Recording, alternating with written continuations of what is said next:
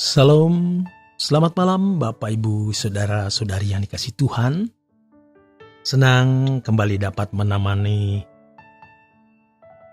persiapan istirahat Anda bersama saya Z. Perry dalam Renungan Malam Pendeta Dr. Erastus Sabdono. Malam hari ini bertemakan membangun kesucian. Ada kata penting dalam kehidupan manusia yang juga dalam kehidupan manusia pertama, Adam dan Hawa. Kata itu adalah tanggung jawab. Tuhan jelas tegas berkata, "Jangan makan buah yang ada di tengah taman ini," yaitu buah pengetahuan tentang yang baik dan jahat. Kamu boleh makan atau mestinya harus makan semua buah yang ada di taman ini, termasuk buah dari pohon kehidupan. Tetapi buah dari pohon yang satu ini, yaitu buah dari pohon pengetahuan tentang yang baik dan jahat, kamu jangan makan. Karena pada hari kamu makan buah ini, kamu mati. Pelajaran rohani yang sangat mahal dapat kita peroleh dari fragmen nyata mengenai kejatuhan manusia ke dalam dosa ini. Tanggung jawab. Tanggung jawab untuk tidak mengkonsumsi apa yang Allah larang untuk dikonsumsi. Suara Tuhan kepada manusia pertama juga suara Tuhan untuk kita. Itulah sebabnya di dalam Roma 12 ayat 2, firman Tuhan mengatakan, "Janganlah kamu serupa dengan dunia ini."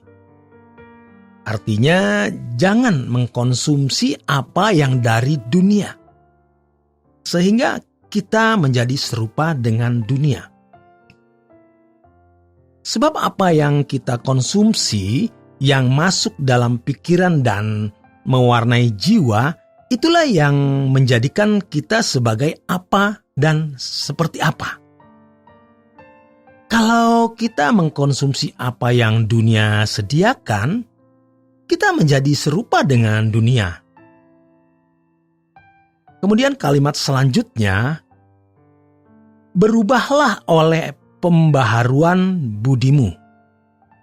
Arti konsumsilah yang mestinya kita konsumsi untuk atau supaya kita mengalami perubahan. Dan dari perubahan itu, kita bisa mengerti kehendak Allah. Apa yang baik, yang berkenan, dan yang sempurna.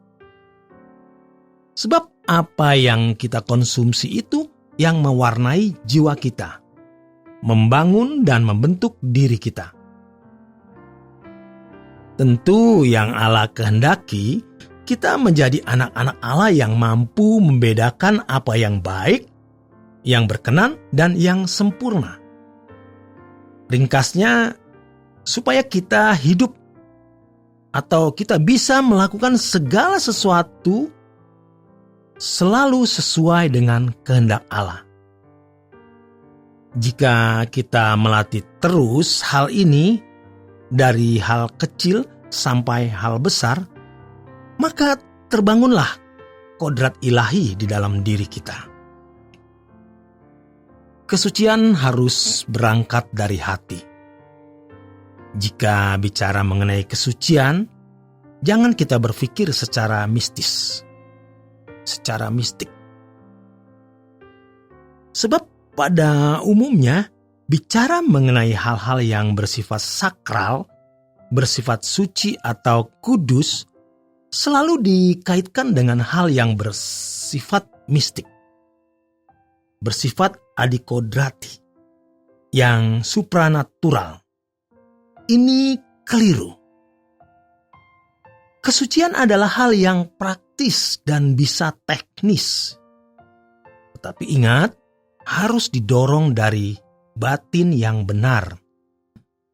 Ketika kita mendapat kesempatan untuk membicarakan orang yang tidak ada di situ, tapi kita tidak menggunakan kesempatan tersebut, kita menutup mulut untuk tidak ikut berbicara atau membicarakan mengenai keadaan seseorang yang tidak ada di situ ketika kita ada bersama-sama dengan teman-teman yang lain.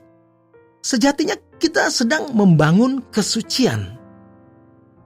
Ketika kita memiliki kesempatan untuk marah dan balas dendam, kita menolak melakukan hal itu. Itulah kesucian.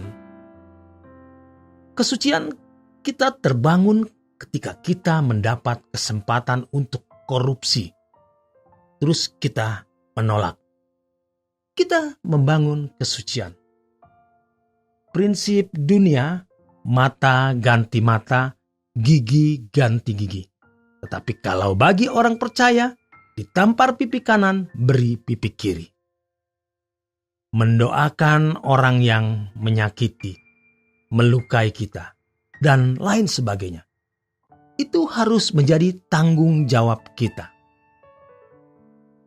Tetapi tanpa disadari oleh sebagian besar orang, dalam konteks ini sebagian besar orang Kristen, setiap hari mereka mengkonsumsi apa yang tidak patut dikonsumsi. Dan dunia ini sekarang telah ditaburi banyak racun dari suasana pergaulan, dari lagu-lagu dan tontonan, dari apa yang disajikan di gadget. Dan kita menganggapnya sah-sah saja, tidak mengganggu, tidak merusak, tidak membuat kita berdosa. Itu salah. Tanpa kita sadari, kita telah meracuni diri kita dengan apa yang tidak perlu kita konsumsi. Kita bertanggung jawab membangun rupa Allah di dalam diri kita. Allah menciptakan, dalam bahasa Ibrani dikatakan bara. Gambar dalam bahasa Yunani, selem, di dalam diri kita, kita memiliki apa yang juga ada pada Allah, yaitu pikiran dan perasaan. Tetapi bagaimana kualitas pikiran dan perasaan kita yang bisa membuahkan, melahirkan, memproduksi kehendak yang sesuai dengan Allah? Itu tergantung kita. Ketika Tuhan Yesus berkata di Matius 5 ayat yang ke-48, yang berkata demikian, "Kamu harus sempurna seperti Bapa." Artinya kamu harus mengusahakan, kamu harus berjuang untuk mencapai kesempurnaan itu. Sempurna di sini artinya manusia dimungkinkan dapat memiliki kemampuan berpikir, berperasaan seperti Allah. Tentu dalam konteks manusia. Supaya kehendak yang dihasilkan, dibuahkan atau diproduksi sesuai dengan kehendak Allah. Dan masing-masing orang punya kasus-kasus yang berbeda. Ada orang yang kasusnya lebih rumit, masalahnya lebih kompleks. Yang lain lebih ringan, lebih sederhana. Tapi apapun kasus yang dihadapi seseorang, itu harus selalu sesuai dengan kehendak Allah. Outputnya harus selalu sesuai dengan kehendak Allah. Itulah namanya sempurna seperti Bapa. Sempurna seperti Bapa bukan berarti kita bisa menyamai Allah. Karena sampai kapanpun kita tidak akan pernah menjadi Allah dan menyamai Allah. Tetapi sebagai anak-anak Bapa di surga, harus memiliki kehendak yang selalu sesuai dengan Allah. sebagai Bapa kita. Demikian kebenaran firman Tuhan malam hari ini. Selamat berjuang, selamat beristirahat. Tuhan memberkati.